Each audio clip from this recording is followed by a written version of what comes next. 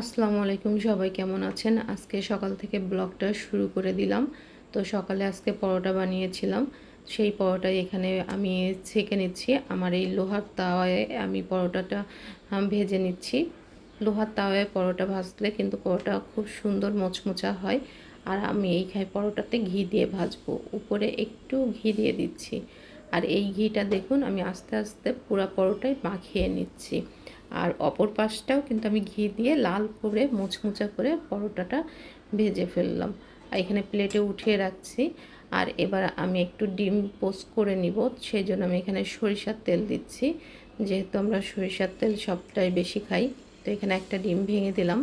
আর একটা ডিমও দিয়ে দিলাম, দুইটা ডিম দিয়েছি আর উপর থেকে লবণ দিয়েছি। আমি উল্টিয়ে নিয়েছিলাম, কুসুমটা হালকা একটু ভেঙে গিয়েছিল, সমস্যা নেই। তারপরে আমি ডিমটা পোচ করে উঠিয়ে নিয়েছি।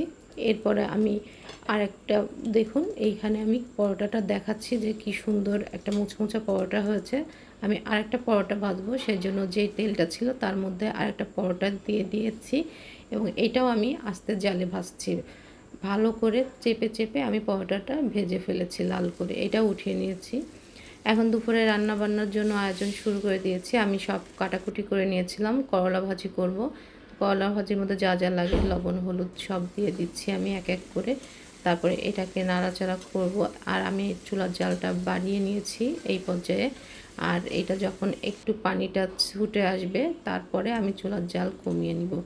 আমার পানিটা টেনে গেছে এবং করলাটা আমি একটু সবুজ সবুজই রাখবো, আমরা যেহেতু একটু কাঁচা কাঁচা করে খাই। তো আমার করলা ভাজিটা হয়ে গেছে। আর পাশে আমি এখানে ঝিঙা আর আলুর সবজি কেটে নিয়েছি। এই ঝিঙ্গা আলু দিয়ে আমি আজকে মাছ রান্না করব। তো ঝিঙ্গাটা ভালো করে ধুয়ে নিয়েছি। আর পাশে পাটায় আমি মশলা করে নিয়েছি, ছোট একটা পাটা। তো মাছও কিন্তু আমি আগে থেকে ভাজা হয়েছে, আমি সব রেডি করে নিয়েছি। তো কড়াইতে আমি তেল দিয়ে দিব, অল্প করে সরিষার তেল।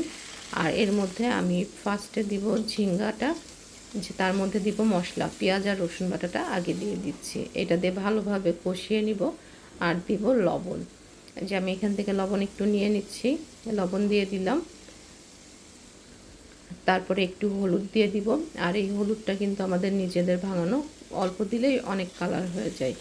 তো এইটা আমি ভালো করে কষিয়ে নিচ্ছি এবং এখানে আমি সামান্য পরিমাণের অল্প করে পানি দিব, যাতে আলুটা সিদ্ধ হয়ে যায়। এই যে পানিটা দিয়ে আমি এটাকে ঢাকনা দিয়ে ঢেকে দিয়েছিলাম 5 মিনিটের জন্য। তারপরে ঢাকনাটা আমি উঠিয়ে ফেলবো। উঠিয়ে দেখলাম আমার আলুটা সিদ্ধ হয়ে আসছে। তারপরে একটু নাড়াচাড়া করে নিব।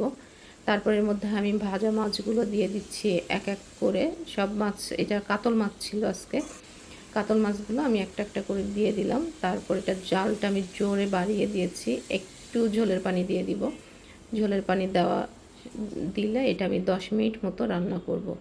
আর এর মধ্যে আমি জিরা ভেজে বেটে রেখেছিলাম, সাথে একটু কাঁচামরিচ, সেইটাও আমি তরকারির মধ্যে দিয়ে দিব।